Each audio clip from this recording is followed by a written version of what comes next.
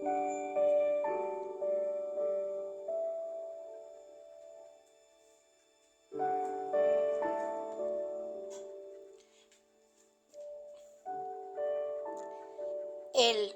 don del águila. Autor Carlos Castaneda.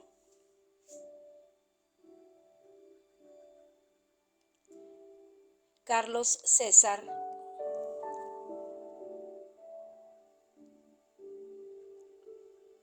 Arana Castañeda. Capítulo 7. Ensoñando juntos. Un día, para aliviar momentáneamente nuestra zozobra, sugerí que deberíamos dedicar todo nuestro tiempo y energía a ensoñar. Tan pronto como hice esta sugerencia, me di cuenta de que la lobreguez que me había acosado durante días se alteró radicalmente con solo desear el cambio.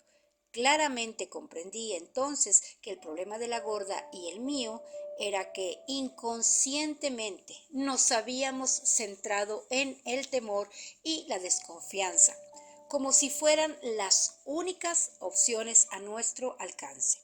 En todo momento, sin embargo, habíamos tenido, sin saberlo conscientemente, la alternativa de centrar nuestra atención deliberadamente en lo opuesto, el misterio, la maravilla de lo que nos sucedía.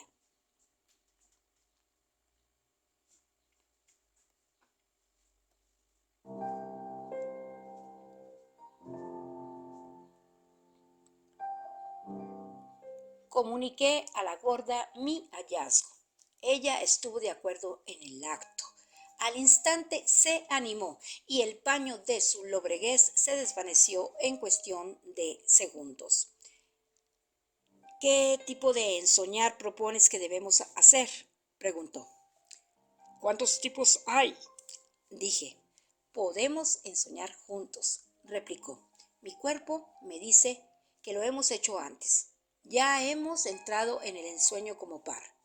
Vas a ver que será facilísimo como lo fue ver juntos. Pero no sabemos cuál es el procedimiento para ensoñar juntos, dije.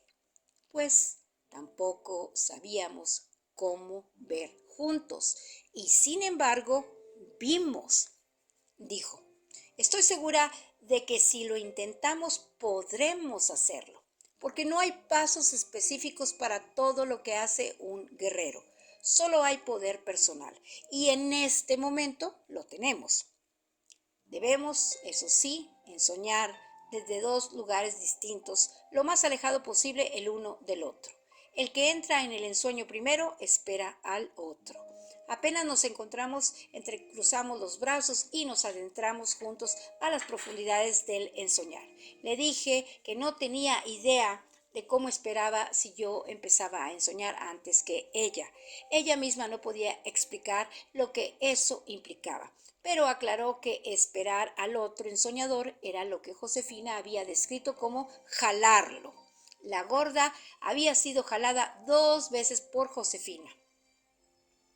La razón por la cual Josefina le llama así es porque uno de los dos tiene que prender al otro del brazo, explicó. Me enseñó entonces cómo hacerlo. Con su mano izquierda sujetó fuertemente mi antebrazo derecho a la altura del codo. Nuestros antebrazos quedaron entrelazados cuando yo cerré mi mano derecha sobre su codo. ¿Cómo se puede hacer eso en ensueño?, pregunté. Yo, en lo personal, consideraba que ensoñar era uno de los estados más privados que se puedan imaginar. No sé cómo, pero te voy a agarrar, dijo la gorda. Yo creo que mi cuerpo sabe cómo, pero mientras más sigamos hablando de esto, más difícil parece ser. Comenzamos a ensoñar desde 2 lugares. Solo pudimos ponernos de acuerdo a qué hora empezar, puesto que la entrada en el ensueño era imposible de predeterminar. La posibilidad de que yo tuviera que esperar a la gorda fue algo que me causó una gran ansiedad y no pude empezar a ensoñar con la facilidad usual. Después de 10 o 15 minutos de agitación, finalmente logré entrar en un estado que yo llamo vigilia en reposo. Años antes, cuando ya había adquirido cierto grado de experiencia en ensoñar, le pregunté a don Juan si había procedimientos específicos que fuesen comunes para todos. Me dijo que verdaderamente cada ensoñador es singular e independiente. Pero al hablar con la gorda descubrí tantas similitudes en nuestras experiencias de ensoñar que aventuré un posible patrón clasificatorio de las diversas etapas. Vigilia en reposo es el estado preliminar en el cual los sentidos se aletargan y, sin embargo, uno se halla consciente. En mi caso, yo siempre había percibido en este estado un flujo de luz rojiza, una luz exactamente igual a la que aparece cuando encara uno el sol con los párpados fuertemente cerrados. Al segundo estado de ensoñar le llamé vigilia dinámica. En este, la luz rojiza se disipa así como se desvanece la niebla y uno se queda viendo una escena, una especie de cuadro que es estático. Se ve una imagen tridimensional un tanto congelada, un pasaje, una calle, una casa, una persona, un rostro o cualquier otra cosa. Al tercer estado lo denominé atestiguación pasiva. En él, el ensoñador ya no presencia más un aspecto congelado del mundo, sino que es un testigo ocular de un evento tal como ocurre. Es como si la preponderancia de los sentidos visual y auditivo hiciera a este estado del ensoñar una cuestión principalmente de los ojos y los oídos. En el cuarto estado, uno es llevado a actuar, forzado a llevar a cabo acciones, a dar pasos, a aprovechar el máximo del tiempo. Yo llamé a este cuarto estado iniciativa dinámica. Esperarme, como proponía la gorda, tenía que ver con el segundo y el tercer estado de nuestro ensoñar juntos. Cuando entré en la segunda fase, que es la de vigilia dinámica, en una escena de ensoñar vi a don Juan Matus y a varias otras personas, incluyendo a la gorda, cuando era obesa. Antes de que pudiese considerar qué era lo que veía, sentí un tremendo jalón en mi brazo y me di cuenta de que la gorda verdadera se hallaba a mi lado. Estaba a mi izquierda y había tomado mi antebrazo derecho con su mano izquierda. Claramente sentí cómo alzaba mi mano para que pudiéramos entrecruzar los antebrazos.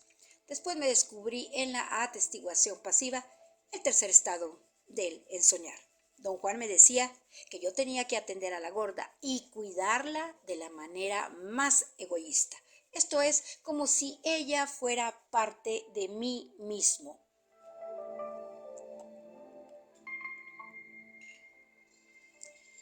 Su juego de palabras me pareció delicioso. Sentí una felicidad sobrenatural por hallarme allí con él y con los otros. Don Juan prosiguió explicando que mi egoísmo podía ser utilizado de muy buen modo y que ponerle riendas no era imposible. Había una atmósfera general de camaradería entre toda la gente congregada allí. Todos reían de lo que don Juan me decía, pero sin burlarse. Don Juan añadió que la manera más segura de subyugar el egoísmo era por medio de las actividades cotidianas de nuestras vidas. Mantenía que yo era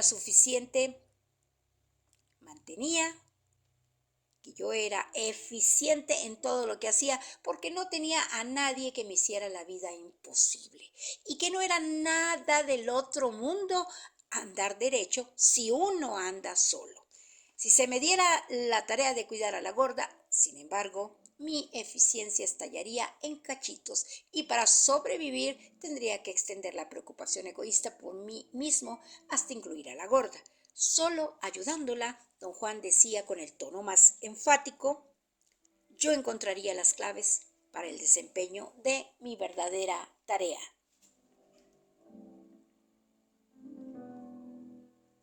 La gorda puso sus obesos brazos alrededor de mi cuello. Don Juan tuvo que dejar de hablar. Reía de tal manera que no podía proseguir. Todos ellos rugían de risa. Me sentí avergonzado e irritado con la gorda. Traté de desprenderme de ella, pero sus brazos se hallaban fuertemente entrelazados en torno a mi cuello. Con un gesto de manos, don Juan me detuvo.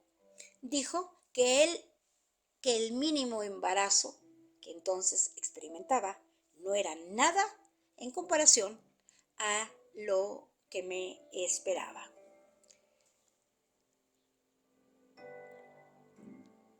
El sonido de las risas era ensordecedor. Me sentí muy feliz, aunque me preocupaba tener que ayudar a la gorda, ya que ignoraba lo que esto implicaría. En un momento de mi ensoñar cambié el punto de vista. O más bien, algo me sacó de la escena y empecé a mirar todo como espectador. Nos hallábamos en una casa del norte de México. Podía darme cuenta de esto por el panorama que la rodeaba, el cual me era parcialmente visible. Podía ver montañas a lo lejos. También recordé los atavíos de la casa. Nos hallábamos en un porche tejado abierto. Parte de la gente estaba sentada en grandes sillones. Sin embargo, la mayoría se hallaba de pie o sentada en el suelo. Había 16 personas. La gorda se hallaba a mi lado frente a don Juan.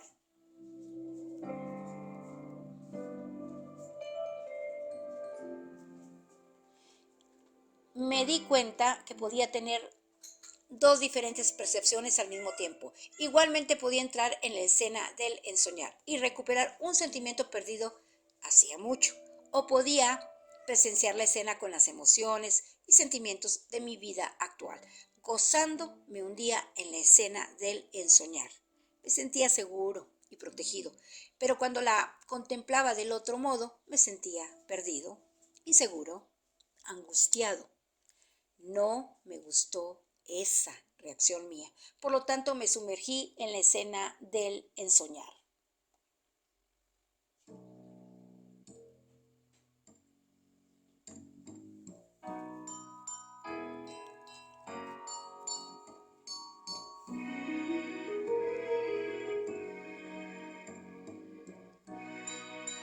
Una gorda obesa preguntó a don Juan, con una voz que podía oírse por encima de la risa de todos, si yo iba a ser su esposo. Hubo un momento de silencio. Don Juan parecía calcular lo que iría a decir. Palmeó la cabeza de la gorda y dijo que de seguro yo estaría encantado de ser su esposo. La gente reía estrepitosamente. Yo reí con ellos. Mi cuerpo se convulsionó con un disfrute genuino y sin embargo no creí estar riéndome de la gorda. No la consideraba una aberrada o una estúpida.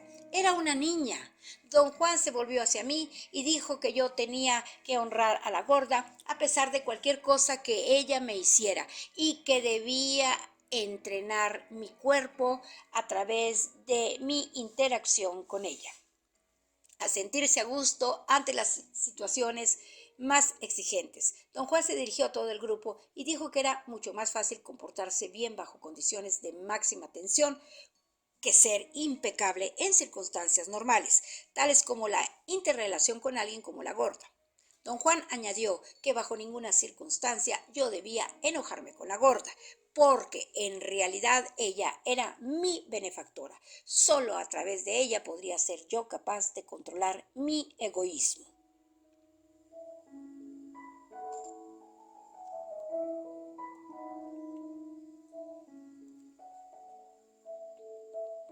Me hallaba tan completamente inmerso en la escena del ensoñar que me había olvidado de que estaba ensoñando. Una repentina presión en el brazo me lo recordó. Sentí la presencia de la gorda junto a mí pero sin verla. Se hallaba allí solo como un contacto, una sensación táctil en mi antebrazo.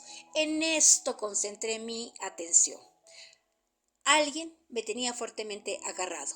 Después la gorda me materializó como una persona completa, como si estuviera hecha de cuadros sobreimpuestos de una película cinematográfica. La escena de ensoñar se disolvió. En vez de eso, la gorda y yo nos mirábamos el uno al otro con los antebrazos entrecruzados.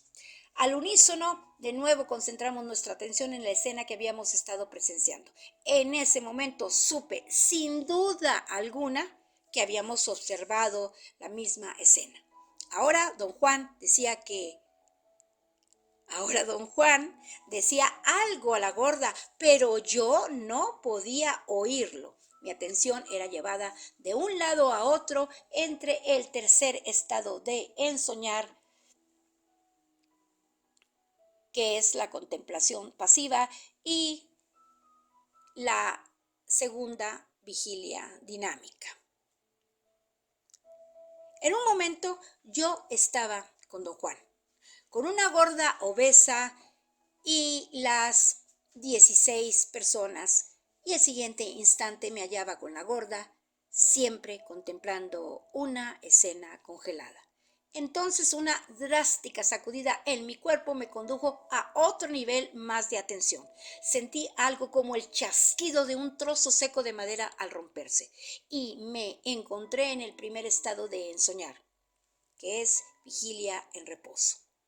Me hallaba dormido y, no obstante, enteramente consciente. Yo quería permanecer lo más posible en ese estado apacible, pero otra sacudida me hizo despertar al instante. Era el impacto intelectual de haberme dado cuenta de que la gorda y yo habíamos ensoñado juntos.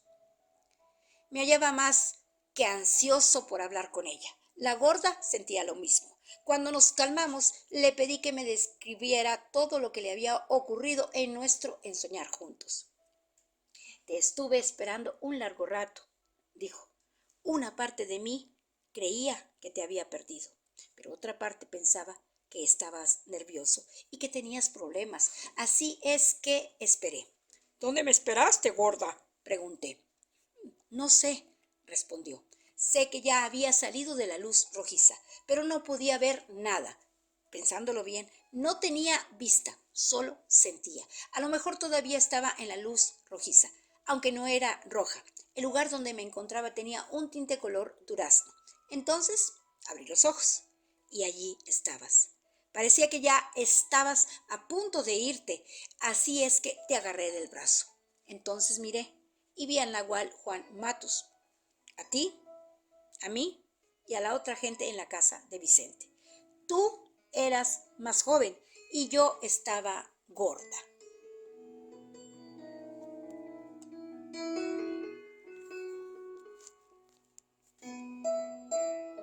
La mención de la casa de Vicente me trajo una repentina comprensión. Le dije a la gorda que una vez manejando por Zacatecas en el norte de México, tuve un extraño impulso y fui a visitar a Vicente, uno de los amigos de don Juan Matus.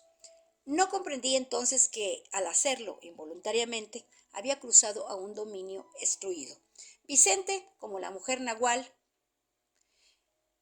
pertenecía a otra área, a otro mundo. Entendí en ese momento la razón por la que la gorda quedara tan atónita cuando le referí esa visita. Conocíamos muy bien a Vicente, quien era tan allegado a nosotros como don Genaro, o quizás más aún, y sin embargo los habíamos olvidado tal como había olvidado a la mujer nahual. En ese momento, la gorda y yo hicimos una inmensa digresión. Juntos recordamos que Vicente, Genaro y Silvio Manuel eran amigos de don Juan, sus cohortes. Todos ellos se hallaban unidos por una especie de juramento. La gorda y yo no podíamos recordar qué era lo que los había unido. Vicente no era indio, había sido farmacéutico cuando joven, era el erudito del grupo. el verdadero curandero que mantenía a todos en perfecto estado de salud. Le apasionaba la botánica. Yo no tenía duda alguna de que él sabía de plantas más que cualquier ser humano viviente. La gorda y yo recordamos que fue Vicente el que daba instrucción a todos, incluyendo a don Juan Matus, acerca de las plantas medicinales. Tomó un interés especial en Néstor y todos nosotros pensábamos que Néstor llegaría a ser como él.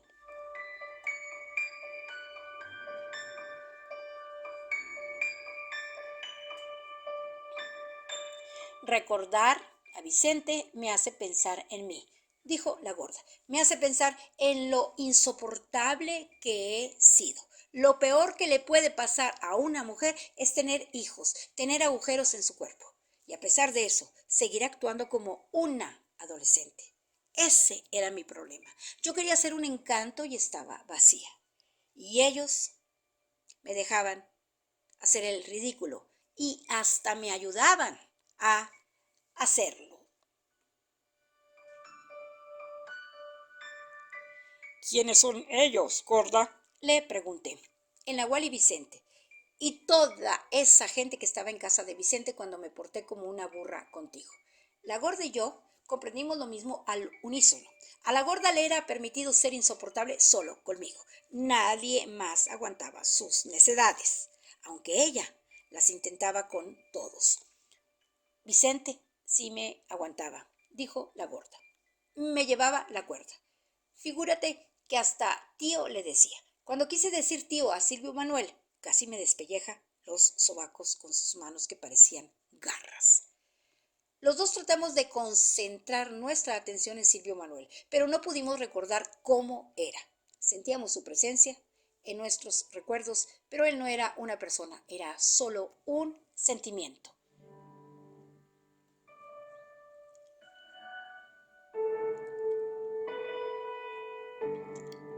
Hablamos de nuestra escena de ensoñar y llegamos al acuerdo de que esta había sido una réplica fiel de lo que en realidad tuvo lugar en nuestras vidas en cierto tiempo, pero nos resultaba imposible recordar cuándo. Sin embargo, yo tenía la extraña seguridad de que efectivamente estuve a cargo de la gorda como entrenamiento para enfrentar la interacción con la gente. Era imperativo que yo interiorizara un estado de ecuanimidad ante situaciones sociales difíciles. Y para esto nadie podía haber sido un mejor entrenador que la gorda. Los relampagazos de vagos recuerdos que yo tenía de una obesa gorda surgían de esas circunstancias, porque yo había cumplido las órdenes de don Juan Matus al pie de la letra.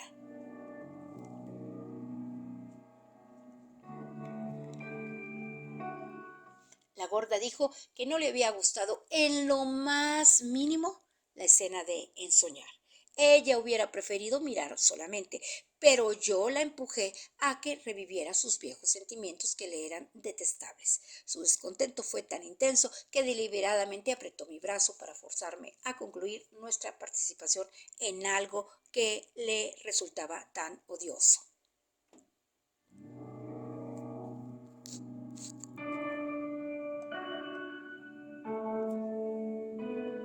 Al día siguiente empezamos otra sesión de ensoñar juntos. Ella la inició en su recámara y yo en mi estudio, pero no ocurrió nada. Quedamos agotados, meramente tratando de entrar en el ensueño. Luego pasaron semanas enteras sin que pudiéramos avanzar lo mínimo. Cada fracaso nos volvía más desesperados y codiciosos. En vista de nuestra derrota, decidí que, por el momento, deberíamos posponer ensoñar juntos, examinar con mayor cuidado los procesos del ensoñar y analizar sus conceptos y procedimientos. En un principio la gorda no estuvo de acuerdo conmigo. Para ella la idea de revisar lo que sabíamos de ensoñar reconstituía otra manera de sucumbir a la codicia. Ella prefería nuestros fracasos. Yo persistí hasta que finalmente accedió, más que nada debido a la sensación de que estábamos absolutamente perdidos. Una noche, lo más casualmente que pudimos, Empezamos a discutir lo que debíamos de ensoñar. De inmediato nos fue obvio que había unos temas centrales que en especial don Juan había enfatizado. Lo primero era el acto mismo, el cual comienza como un estado único de conciencia al que se llega concentrando el residuo consciente que se conserva, aun cuando uno está dormido, en los elementos o los rasgos de los sueños comunes y corrientes. El residuo consciente, al que don Juan llamaba la segunda atención, es adiestrado a través de ejercicios de no hacer. La gorda y yo estuvimos de acuerdo que un auxiliar esencial del ensoñar, la gorda y yo estuvimos de acuerdo que un auxiliar esencial del ensoñar era un estado de quietud mental, que don Juan había llamado de tener el diálogo interno o el no hacer de hablarse a uno mismo. Para enseñarme cómo lograrlo, don Juan solía hacerme caminar durante kilómetros con los ojos fuera de foco, fijos en un plano unos cuantos grados por encima del horizonte, a fin de realizar la visión periférica. El método fue efectivo por dos razones. Me permitió detener mi diálogo interno después de años de práctica y entrenó mi atención. Al forzarme a una concentración en la vista periférica, don Juan reforzó mi capacidad de concentrarme por largos periodos de tiempo en una sola actividad. Después, cuando logré controlar mi atención y ya fui capaz de trabajar por horas en cualquier tarea, algo que antes nunca pude hacer. Don Juan me dijo que la mejor manera de entrar en ensueños era concentrándome en el área exacta en la punta del esternón. Dijo que de ese sitio emerge la atención que se requiere para comenzar el ensueño. La energía que necesita uno para moverse en el ensueño surge del área 3 o 4 centímetros bajo el ombligo. A esa energía le llamaba la voluntad o el poder de seleccionar, de armar. En una mujer, tanto la atención como la energía para ensoñar se origina en el vientre. El ensoñar de una mujer tiene que venir de su vientre porque ese es su centro, dijo la gorda. Para que yo pueda empezar a ensoñar o dejar de hacerlo, todo lo que tengo que hacer es fijar la atención en mi vientre. He aprendido a sentirlo por dentro. Veo un destello rojizo por un instante y luego ya estoy fuera. ¿Cuánto tiempo te toma llegar a ver esa luz rojiza? Le pregunté. Unos cuantos segundos. En el momento en que mi atención está en mi vientre, ya estoy en el ensoñar. Continuó. Nunca batallo. Nunca jamás. Así son las mujeres. Para una mujer la parte más difícil es aprender cómo empezar. A mí me llevó un par de años de tener mi diálogo interno concentrando mi atención en el vientre. Quizás esa es la razón por la que una mujer siempre necesita que otro la acicatee. Quizás esa es la razón por la que una mujer siempre necesita que otro la acicatee.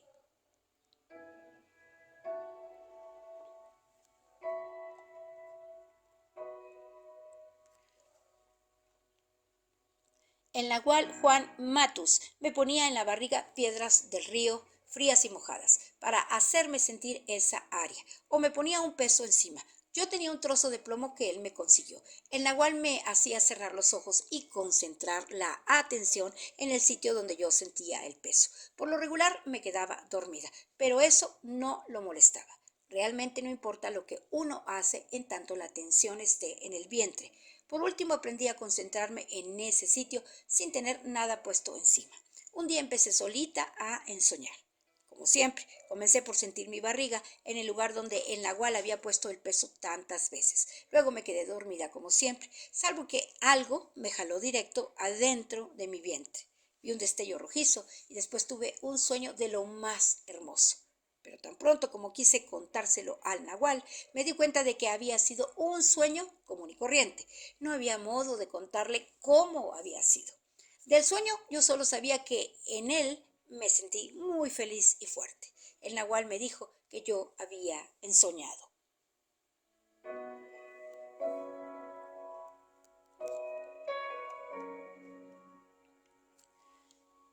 A partir de ese momento ya nunca más me volvió a poner un peso encima. Me dejó hacer mi ensoñar sin interferir. De vez en cuando me pedía que le contara cómo iban las cosas y me daba consejos. Así es como se debe de llevar a cabo la instrucción del ensoñar.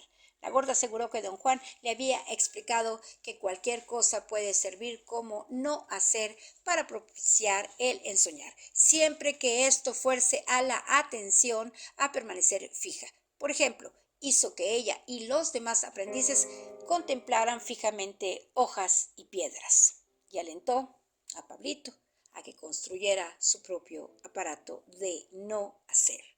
Pablito empezó con el no hacer de caminar hacia atrás. Él avanzaba echando veloces miradas a los lados para no perder la dirección y para eludir los obstáculos del camino. Yo le di la idea de utilizar un espejo y él expandió la idea construyendo un casco de madera con una armazón exterior de alambre que sostenía dos pequeños espejos, a unos 15 centímetros de su cara y a 5 centímetros por debajo del nivel de sus ojos. Los dos espejos no interferían con su visión frontal y debido al ángulo lateral en el que se hallaban colocados, estos le permitían cubrir todo el campo visual a sus espaldas. Pablito alardeaba de que tenía una visión periférica de 360 grados. Auxiliado por este artefacto, Pablito podía caminar hacia atrás largas distancias o por largos periodos de tiempo. La posición que uno elige para hacer el ensoñar también era un tema muy importante. No sé por qué el nagual no me explicó desde el mero principio, dijo la gorda, que para una mujer la mejor posición para empezar es sentarse con las piernas cruzadas y después dejar que el cuerpo caiga como pueda. El nagual me dijo esto un año después de que yo había empezado. Hoy en día yo tomo asiento en esa posición durante un momento. Siento mi vientre y al instante ya estoy ensoñando. Al principio, y al igual que la gorda, yo lo había hecho acostado de espaldas, hasta que un día don Juan me dijo que para obtener mejores resultados debía de sentarme en una esterilla suave y delgada, con las plantas de mis pies puestas juntas y con los muslos tocando la esterilla. Me señaló que, como yo tenía las coyunturas de las caderas algo elásticas, debía de ejercitarlas al máximo, con el fin de llegar a tener los muslos completamente aplanados contra el suelo. Don Juan añadió que si yo llegaba a entrar en el ensoñar sentado en esa posición, mi cuerpo no se deslizaría ni caería a ninguno de los lados, sino que mi tronco se inclinaría hacia adelante y mi frente se apoyaría en mis pies.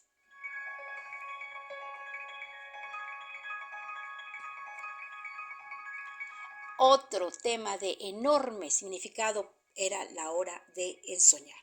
Don Juan nos había dicho que las horas más avanzadas de la noche o las primeras horas de la madrugada eran las mejores. Él explicaba la razón por la cual prefería estas horas como una aplicación práctica del conocimiento de los brujos. Dijo que desde el momento en que uno tiene que hacer un ensoñar dentro de su medio social, uno debe de buscar las mejores condiciones posibles de aislamiento libres de interferencias. Las interferencias a las que se refería tenían que ver con la atención de la gente y no con su presencia física. Para don Juan era algo fuera de propósito el retirarse del mundo y ocultarse, pues incluso si uno se hallase solo en un lugar aislado y desierto, la interferencia de nuestros prójimos prevalece. La fijeza de su primera atención no puede ser desconectada. Solo localmente a las horas en las que la mayoría de la gente está dormida, uno puede desviar parte de esa fijeza por un breve lapso. En esas horas está adormecida la primera atención de quienes nos rodean.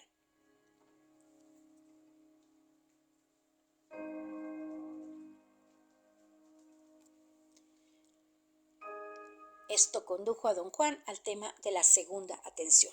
Él nos explicó que la atención que uno requiere en los inicios del ensoñar tiene que forzarse a permanecer en un determinado detalle de un sueño. Solo mediante la inmovilización de la atención puede uno convertir en ensueño un sueño ordinario. Explicó también que al ensoñar uno debe de emplear los mismos compulsivos mecanismos de atención de la vida cotidiana. Nuestra primera atención ha sido entrenada para enfocar los elementos del mundo, compulsivamente y con gran fuerza, a fin de transformar el dominio caótico y amorfo de la percepción en el mundo ordenado de la conciencia. Don Juan Matus también nos dijo que la segunda atención desempeñaba el papel de un señuelo. La llamó un convocador de oportunidades. Mientras más se la ejercita, mayor es la posibilidad de obtener lo que se desea. Aseveró que también esta es la función de la atención en general, la cual damos de tal forma por sentada en nuestra vida diaria, que jamás la advertimos. Si nos pasa un suceso fortuito, hablamos de él en términos de un accidente o de una coincidencia y no en términos de que nuestra atención hizo que sucediera.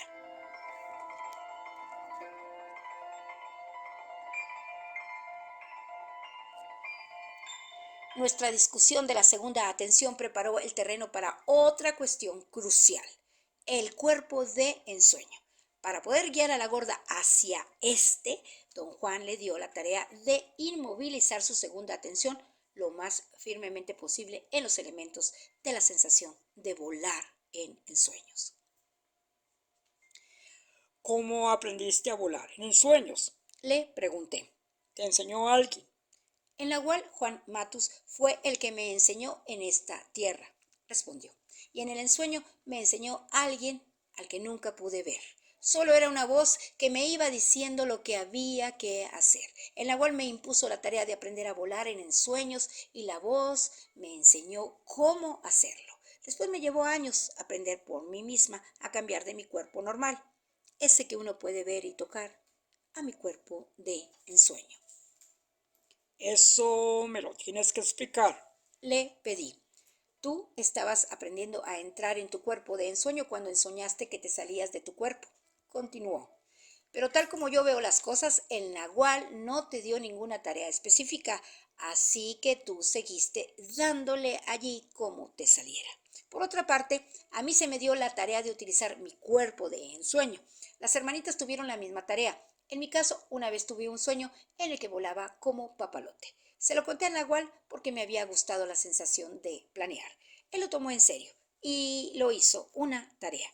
Dijo que tan pronto como uno aprende a ensoñar, cualquier sueño que uno puede recordar ya no es un sueño, es ensueño. Entonces empecé a tratar de volar cuando ensoñaba, pero no podía organizarme. Mientras más trataba de influenciar mis ensueños, más difícil se me ponía. Finalmente el Nahual me aconsejó que parara de forzarme y que dejara que todo ocurriera por sí mismo. Poco a poquito empecé a volar en los ensueños. Fue entonces cuando una voz me empezó a decir qué hacer. Y siempre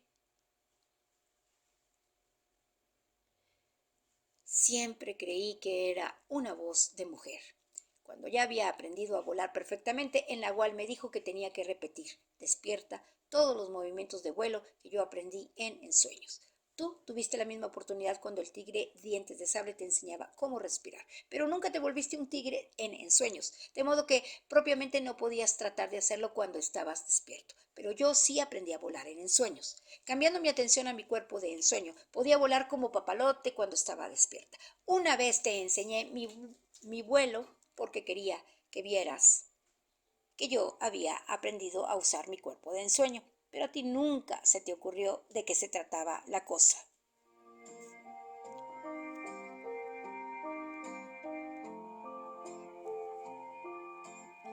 La gorda se refería a la vez en que me aterró con el incomprensible acto real de elevarse y planear en el aire como un volador. El hecho fue tan extravagante para mí que no pude ni siquiera empezar a entenderlo de una manera lógica. Como de costumbre, cuando yo era confrontado por eventos de esa naturaleza, lo puse en la amorfa categoría de percepciones bajo condiciones de tensión extrema. Yo argumentaba que en casos de tensión severa la percepción podía ser enormemente distorsionada por los sentidos. Mi explicación no explicaba nada, pero parecía apaciguar a mi razón. Le dije a la gorda que por fuerza debía haber más en lo que ella llamaba el cambio a su cuerpo de ensueño que repetir meramente la acción de volar. Ella lo pensó un rato antes de contestar. Yo creo que el nahual te debe haber dicho a ti también, afirmó, que lo único que en verdad cuenta al hacer ese cambio es anclar la segunda atención. El nahual decía que es la atención la que hace al mundo. Tenía sus razones para decirlo. Era el amo de la atención. Supongo que lo dejó a mi cuenta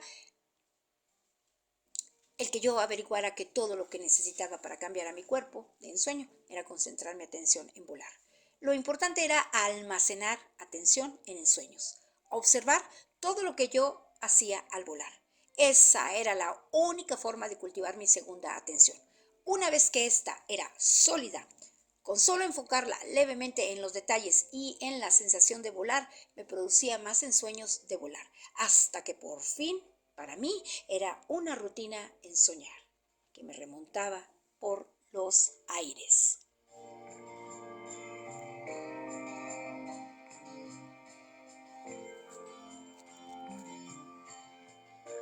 En la cuestión de volar, pues mi segunda atención estaba muy afilada.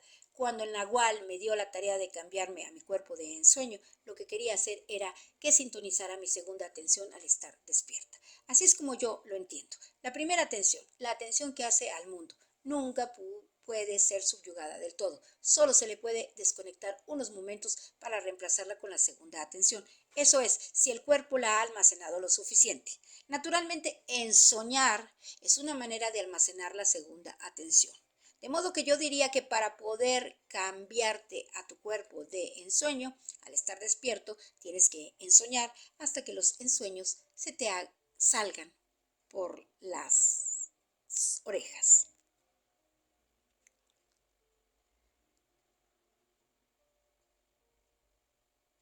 ¿Puedes entrar en tu cuerpo de ensueño cada vez que quieres? Le pregunté. No, no es así de fácil, replicó. He aprendido a repetir los movimientos y las sensaciones de volar cuando estoy despierta y, sin embargo, no puedo volar cada vez que quiero. Mi cuerpo de ensueño siempre encuentra una barrera. Algunas veces la barrera cede. Mi cuerpo es libre en esos momentos y yo puedo volar como si estuviera ensoñando. Le dije a la gorda que en mi caso don Juan Matus me dio 3 tareas para entrenar mi segunda atención. La primera era encontrar mis manos en mis ensueños. Después me recomendó que escogiera un sitio local, concentrar en él mi atención y luego hiciera ensoñar en pleno día y averiguara si en verdad podía ir allí. Me sugirió que colocara en aquel sitio a una persona allegada a mí, de preferencia una mujer. Con esto obtendría dos cosas. Primero, ella podría percibir cambios sutiles que pudiesen atestiguar que en verdad yo estaba allí en ensueños. Y segundo, ella podría observar detalles minúsculos y particulares del sitio, porque precisamente en esos se centraría mi segunda atención.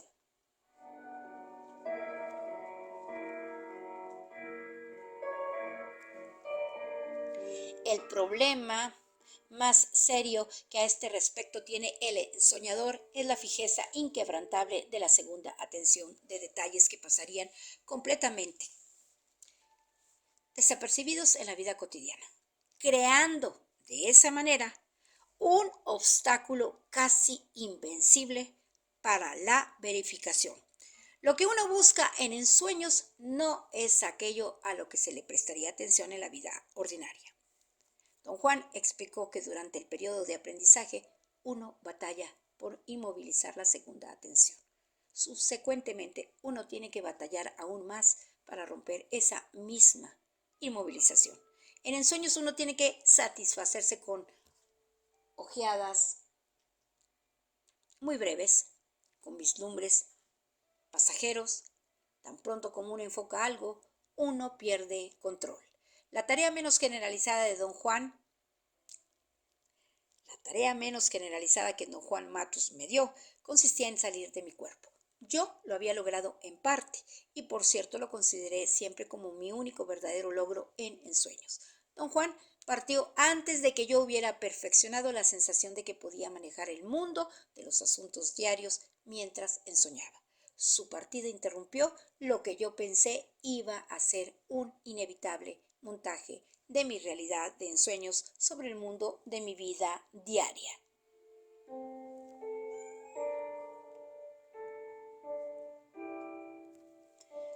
Para elucidar el control de la segunda atención, don Juan presentó la idea de la voluntad.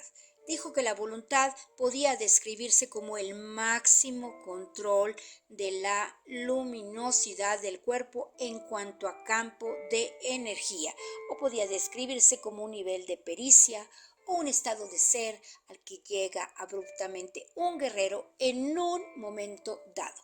Se le experimenta como una fuerza que irradia de la parte media del cuerpo después de un momento del silencio más absoluto, o de un momento de terror puro, o de una profunda tristeza, pero no después de un momento de felicidad.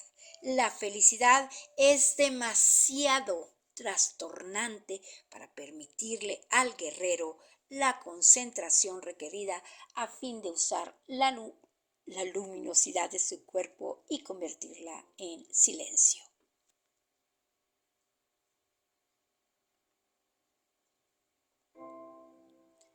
El nahual me dijo que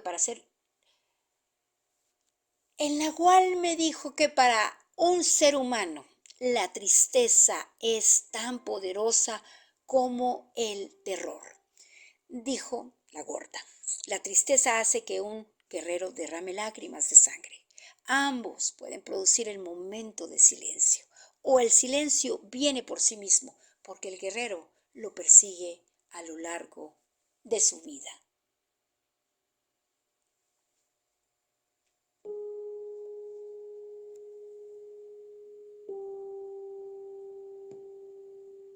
¿Tú has llegado a sentir ese momento de silencio?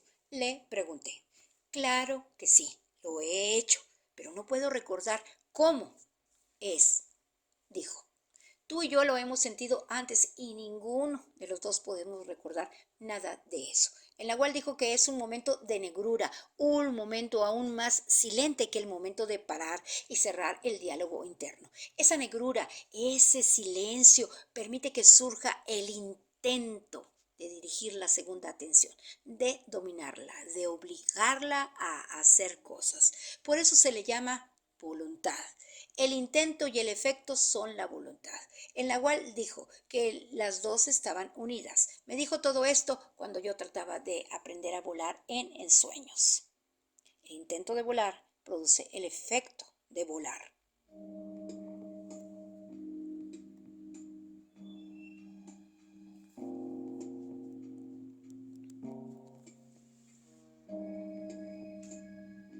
Le dije que yo ya casi había descartado la posibilidad de llegar a experimentar la voluntad. La experimentarás, dijo la gorda. El problema es que tú y yo no estamos lo suficiente afilados para saber qué es lo que nos está ocurriendo. No sentimos nuestra voluntad porque pensamos que debería ser algo de lo cual estamos seguros, como el hecho de enojarse, por ejemplo. La voluntad es muy silenciosa, no se nota. La voluntad pertenece al otro yo. ¿Cuál otro yo, gorda? Pregunté. ¿Tú sabes de qué estoy hablando?, respondió enérgicamente. Cuando ensoñamos, entramos en nuestro otro yo. Ya hemos entrado allí infinitas veces, pero todavía no estamos completos. Un largo silencio tuvo lugar. Yo me dije que ella tenía razón al decir que aún no estábamos completos. Entendí que con eso ella quería decir que éramos meros aprendices de un arte inagotable. Pero entonces cruzó por mi mente la idea de que a lo mejor ella se refería a otra cosa. No se trataba de un pensamiento racional. En un principio sentí algo como una sensación punzante en mi plexo solar. Y después tuve la idea de que quizá ella se refería a otra cosa.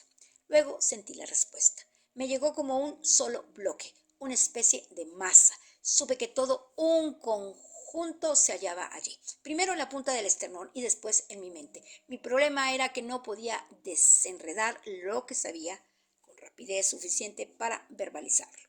La gorda no interrumpió mis procesos de pensamiento con comentarios o gestos. Estaba perfectamente callada, esperando. Parecía hallarse conectada internamente conmigo a tal punto que no teníamos que decir nada.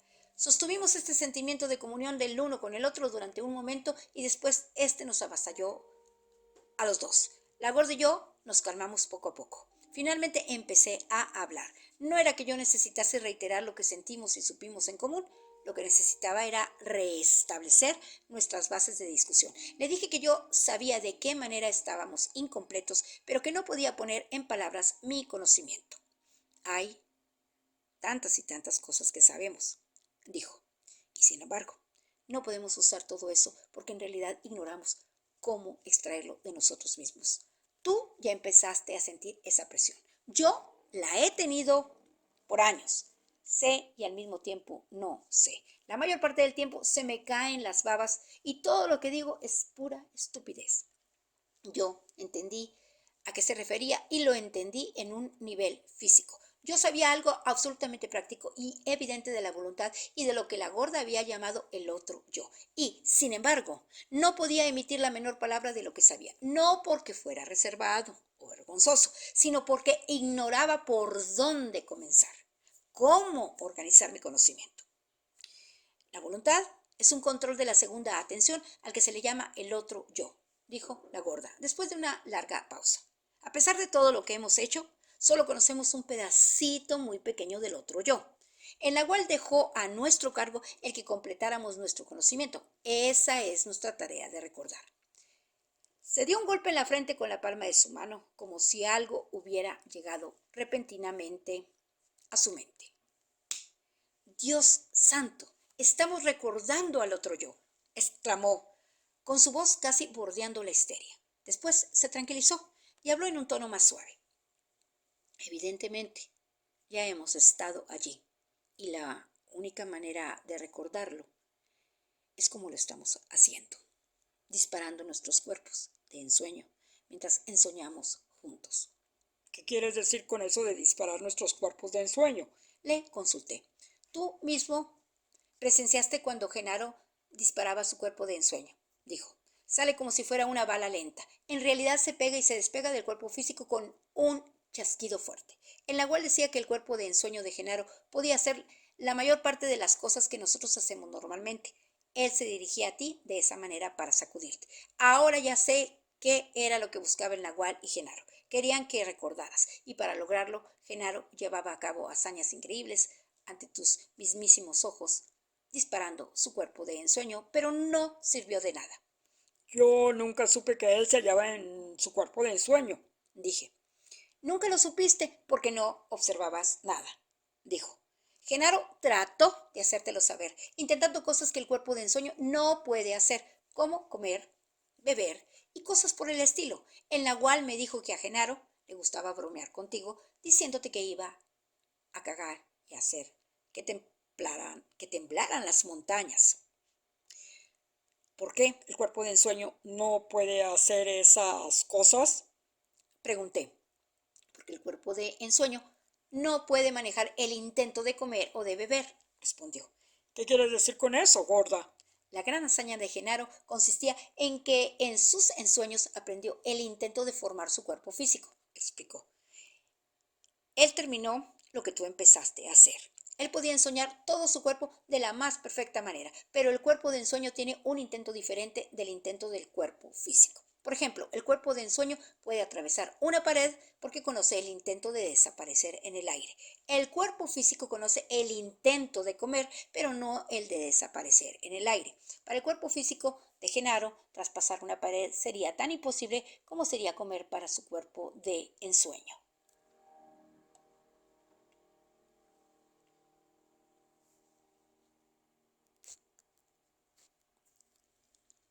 La gorda calló durante unos instantes, como si sopesara lo que acababa de decir.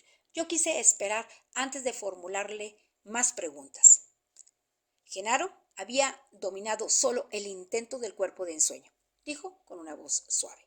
Silvio Manuel, por otra parte, era el máximo amo del intento. Ahora ya sé que no podemos recordar su cara porque él no era como cualquier otro. ¿Qué te hace decir eso, gorda? Pregunté. Ella comenzó a explicarme lo que quería decir, pero no pudo hablar coherentemente. De pronto sonrió. Sus ojos se iluminaron. ¡Ya sé!, exclamó. El nagual me dijo que Silvio Manuel era el amo del intento, porque estaba permanentemente en su otro yo. Él era el verdadero jefe. Se hallaba detrás de todo lo que hacía el nagual. En realidad, él fue el que hizo que el nagual se encargara de ti. Experimenté una aguda incomodidad física al oír a la gorda decir eso. Casi acabé vomitando y tuve que hacer esfuerzos extraordinarios para ocultárselo. Tuve espasmos de vómito. Le di la espalda. Ella dejó de hablar durante un instante y después procedió como si hubiera decidido ignorar mi estado. Me gritó. Dijo que ese era el momento de aclarar nuestros agravios. Me dijo que ese era el momento de aclarar nuestros agravios. Me echó en cara mi resentimiento por lo que ocurrió en la Ciudad de México. Añadió que mi rencor no se debía a que ella se hubiese puesto del lado de los otros aprendices en contra mía, sino porque ella los había ayudado a desenmascararme. Le expliqué que todos esos sentimientos se habían desvanecido en mí. Ella continuó inexorable. Sostuvo que a no ser que yo enfrentara esos sentimientos, estos de alguna manera volverían a mí. Insistió en que mi afiliación con Silvio Manuel era el meollo del asunto. Yo no podía creer los cambios anímicos por los que pasé al oír sus argumentos. Me convertí en dos personas. Una rabiaba, espumeando de la boca. La otra estaba calmada, observando. Tuve un último espasmo doloroso en mi estómago y vomité. No fue la sensación de náusea la que causó el espasmo, más bien se trataba de una ira incontenible. Cuando finalmente me calmé, me sentí muy avergonzado de mi comportamiento y preocupado de que un incidente de esa naturaleza pudiera volver a ocurrirme en otra ocasión. Tan pronto como aceptes tu verdadera naturaleza, estarás libre del furor, dijo la gorda en un tono impasible. Quise discutir con ella, pero vi la futilidad que eso implicaba. Además, el ataque de ira había consumido mi energía. Me reí porque de hecho ignoraba qué haría yo en caso de que la gorda estuviera en lo cierto. Se me ocurrió entonces que desde el momento en que yo había olvidado a la mujer nagual, todo era posible. Sentía una extraña sensación de calor o irritación en la garganta, como si hubiese ingerido comida picante. Tuve una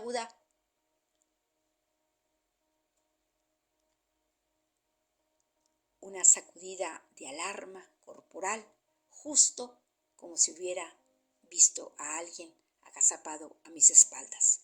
Y en ese momento supe a ciencia cierta algo que un instante antes no sabía. La gorda tenía razón. Silvio Manuel había estado encargado de mí.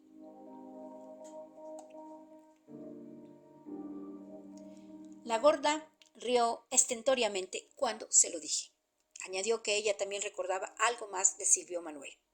No me acuerdo de él como persona, como recuerdo a la mujer nagual. Continuó, pero sí me acuerdo de lo que el nagual me dijo de él. ¿Qué te dijo?, pregunté.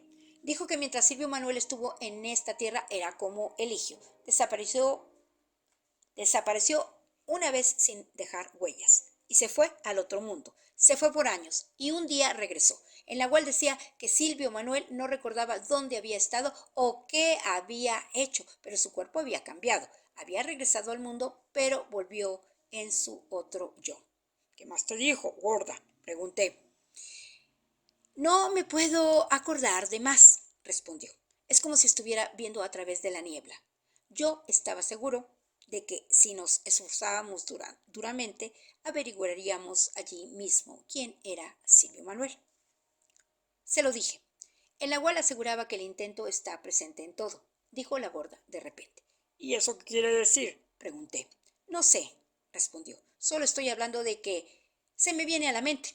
El nagual también dijo que el intento es lo que hace el mundo. Estaba seguro de haber oído antes eso mismo. Pensé que don Juan Matus debió haberme dicho la misma cosa y que yo la había olvidado.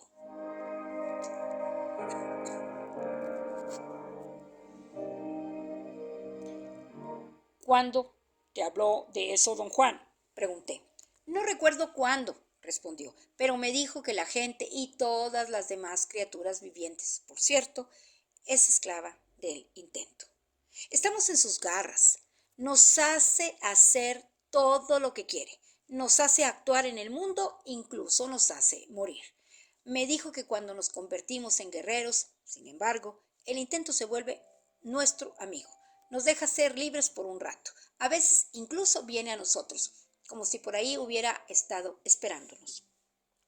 Me dijo que él personalmente solo era un amigo del intento, no como Silvio Manuel, que era su amo. En mí había inmensas presiones de memorias ocultas que pugnaban por salir. Experimenté una tremenda frustración durante unos momentos. Y después algo en mí cedió. Me tranquilicé. Ya no me interesaba averiguar nada de Silvio Manuel. La gorda interpretó mi cambio como un signo de que no nos hallábamos listos para confrontar nuestros recuerdos de Silvio Manuel. El nahual nos mostró a todos nosotros lo que él podía hacer con su intento. Dijo abruptamente. Podía hacer aparecer cosas llamando al intento. Me dijo que si yo quería volar, tenía que convocar el intento de volar. Me enseñó entonces cómo él convocaba y saltó en el aire y se remontó haciendo un círculo, como un papalote gigantesco, o podía hacer que en su mano aparecieran cosas. Me dijo que conocía el intento de muchas cosas y que podía llamar a esas mismas cosas intentándolas. La diferencia entre él y Silvio Manuel era que Silvio Manuel, siendo el amo del intento, conocía el intento de todo. Le dije que su explicación requería aclaraciones. Ella pareció luchar por arreglar las palabras en su mente. Yo aprendí el intento de volar, dijo, repitiendo todas las sensaciones que había tenido volando en mis ensueños. Esto fue solamente un ejemplo, en la cual había aprendido en vida el intento de cientos de cosas. Pero Silvio Manuel se fue a la fuente misma, la penetró. No tuvo que aprender el intento de nada. Era uno con el intento. El problema era que ya no tenía más deseos, porque el intento no tiene deseos por sí mismo. Así es que tenía que depender del nahual para la voluntad. En otras palabras, Silvio Manuel podía hacer todo lo que el nahual quería.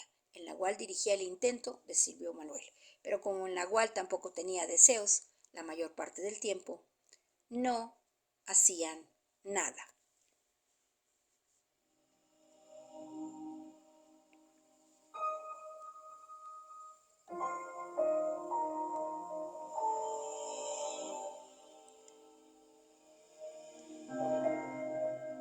Aquí termina el capítulo 7 o capítulo número 7 del libro que se titula El don del águila, cuyo autor es Juan Castaneda.